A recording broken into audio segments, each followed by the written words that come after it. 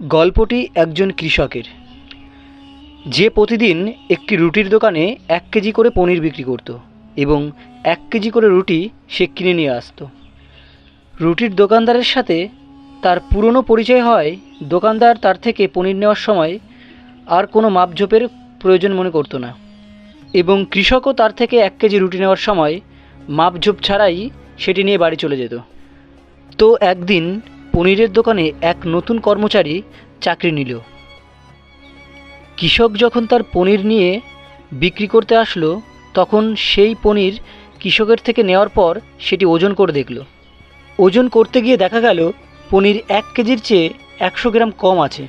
সে তার দোকান মালিককে ঘটনাটি জানালো এবং দোকান মালিক খুব রেগে গেল এবং পরের দিন কৃষক আসার পর সে তাকে খুব বকাঝকা করলো।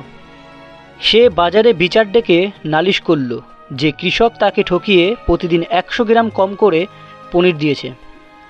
তখন বিচারক কৃষকের কাছে এই চুরির কারণ জানতে চাইল। তখন কৃষক বলল, আমি গরিব মানুষ হুজুর, কিন্তু চোর নই। আমার বাসায় পরিমাপ করার মতন কোনো পাল্লা নেই, তাই প্রতিদিন রুটির দোকান থেকে যে 1 কেজি রুটি নিয়ে যাই সেটি দিয়েই ওজন করে দোকানদারকে সমপরিমাণ পনির দিয়ে যাই। তাই হয়তো আমার জানা ছিল না যে এখানে 100 গ্রাম রুটি কম ছিল।